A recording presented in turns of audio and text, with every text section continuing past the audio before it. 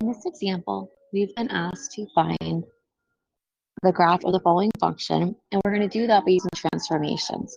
We've been given the function y equals 5 times x plus 4 quantity squared minus 2. Now, to begin, we first must identify the parent or the graph, the known graph that this is based on. And for this example, I'm going to go ahead and zoom in a little bit. In this particular example, that graph would be the graph of y equals x squared. Okay, so that's the graph we're starting with.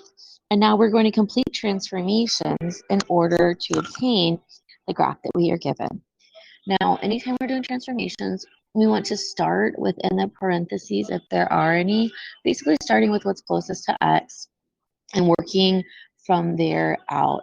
We're looking here inside, and notice that our first transformation or first adjustment here is that there is 4 being added to x. X is going to be our input in this case, or like the argument of the function. So when we add to that, the effect that it's going to have on the output is kind of the opposite of what you think. Now, when you add or subtract a value to either x or y, so either the argument or to the output of the function, it's going to be a shift either horizontally or vertically. Now, as this is inside, it's acting on x, my input or argument, it will shift horizontally or along the x-axis. It's going to affect that. Now, when it's acting on x, it's going to do the opposite of what we would anticipate. So what we're going to do is this is actually going to shift it horizontally in either, you could think of it as like the -4 x direction, or shift horizontally left 4.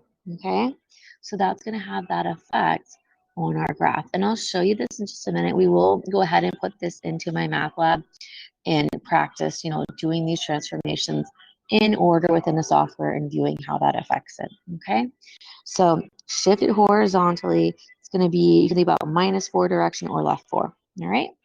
Now, our next transformation is going to be this 5 that's in front. So the 5, let me write that next step down. We have y equals, I'm actually going to put the 5, we'll put the 5 in blue. So we're adding the 5 here. We already have done our horizontal shift. Now this 5 is acting outside the function. It's outside of my parentheses. It's acting on my output. It's acting on the function, the y values directly. So what we're going to do, this 5 is going to act on the vertical, and we're multiplying it by 5. So it's going to multiply each of those y coordinates by 5. So that is going to stretch my function vertically by a factor of 5. Okay, and we can say by 5. That might actually sound better.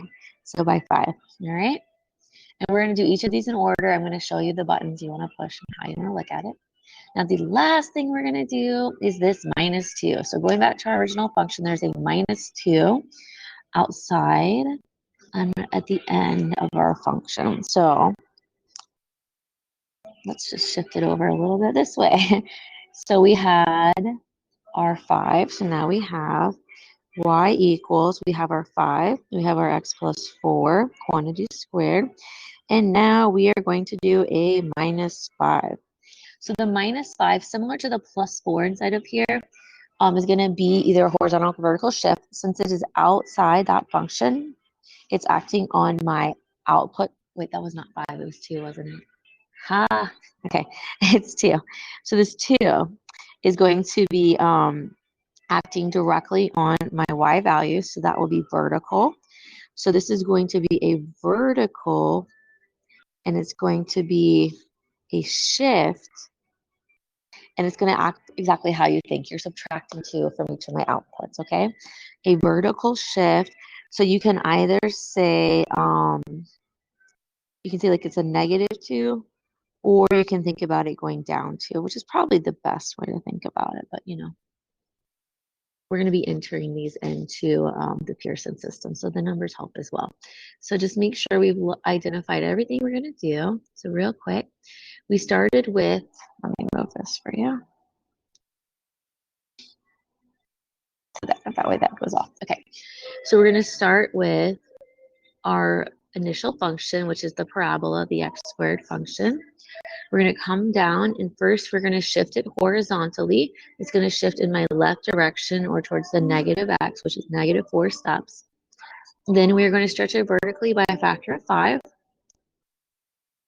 And last, we will do a vertical shift or shift vertically down to, and that should be our final graph. So I'm going to now project this problem, and we're going to practice doing this within the Pearson mymathlab system. So what I'm going to do, I'm trying to make sure I can see your screen as well. Okay. We're going to click on our graph. And you're going to click the parabola tool. It says x squared, so that can help you. I like to start it right here because I know the normal function has that vertex of 0, 0. That's a known point. And you can see that that popped up on the graph for you. Remembering our steps in order. So we can look right here to kind of review if that's helpful. You can't see that cursor, so I'm just going to project this one and make sure you can see what I'm talking about. Oh, okay. So looking, you can see the function in the in the left-hand corner, just if you need to review. The first thing we want to do is act on the x plus 4. So because it is a horizontal shift, you're going to go to your horizontal shift tool, and it says +4, but it's going to be the opposite, right? Because it's acting on my argument. So we're going to shift it over -4, okay? So that was that first step that we had. X plus 4 shifts it horizontally in a -4 direction. And make sure you can click on your little shift. It should show the -4, because sometimes I accidentally move it when I don't mean to. For your vertical stretch or compression, so because 5 is a number larger than 1, something less than 1 would be like a fractional value. That would be a compression. This is a 5. It's going to be a stretch vertically by a factor of 5. If you hit enter, it'll actually show you that compression. I'm sorry, stretch right there for you. And last, we're going to do our vertical shift that's outside the parentheses to the right. It's going to be down 2. And you can see that as well. So this would be our complete graph for the given function. So this is our y equals 5 times x plus 4 squared minus 2. We can save that. You can check our answer and say, yay, we did it right. So just to review real quick, we went through our given function, completed the transformations on paper, then we put them into the system and we watched the graph as it moved accordingly.